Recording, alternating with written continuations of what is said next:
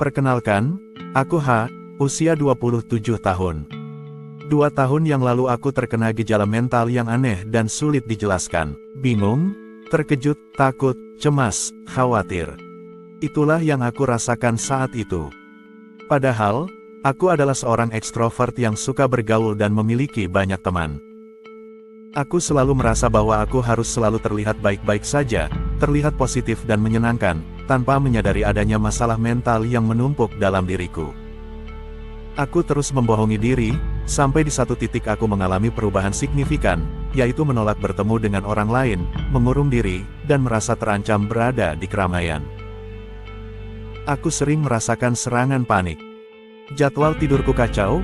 Aku sering membeli makanan di jam 2 subuh dan tidur di jam 4 subuh. Aku merasa sulit mengatur emosiku hingga aku melampiaskannya dalam bentuk kecanduan alkohol dan self-harm. Yang lebih parah dari semuanya, aku merasakan emosi yang intens seperti rasa tidak berharga, tidak berguna, hingga keinginan mengakhiri hidup. Tak hanya itu, kondisi fisikku juga ikut terguncang.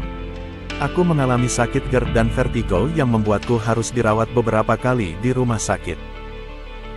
Di tengah semua kebingungan, aku disarankan oleh seorang teman untuk berkonsultasi pada profesional. Aku benar-benar ingin memperbaiki kondisi mentalku, tetapi perjalanan menemukan psikolog yang cocok tidaklah mudah. Sampai akhirnya aku melakukan konseling video call di Hope Psychology Center. Untuk pertama kalinya, aku merasa ada seseorang yang mengerti kondisiku. Aku mendapat penjelasan yang lengkap dan runtut terkait kondisi mental yang aku alami selama ini. Meski masih bergulat dengan rasa tidak terima akan kondisi diri, konseling pertama itu membuatku cukup lega dan menemukan titik terang. Seiring berjalannya waktu, aku belajar menerima dan mencintai diri. Berbagai metode, terapi, dan teknik yang diajarkan membuatku sadar bahwa aku mempunyai kontrol atas kondisiku, bahwa aku berdaya dan mampu. Bahwa selalu ada harapan, meski kondisiku sangat buruk di awal. Perjalanan pemulihan mentalku tidak lepas dari jatuh bangun. Terkadang aku masih melakukan self-harm. Ada kalanya moodku begitu kacau dan ingin mengakhiri hidup. Tetapi perlahan, aku membaik. Aku jadi lebih memahami diri, bahwa ternyata aku sangat sensitif terhadap penolakan. Aku mulai menyadari trigger-trigger yang memicu traumaku. Aku dibantu mengurai benang kusut yang selama ini tak terlihat ujung pangkalnya. Meski tidak mudah, tapi aku merasa tidak sendirian, karena ditemani oleh psikolog di Hope Psychology Center yang tak menyerah mendampingiku.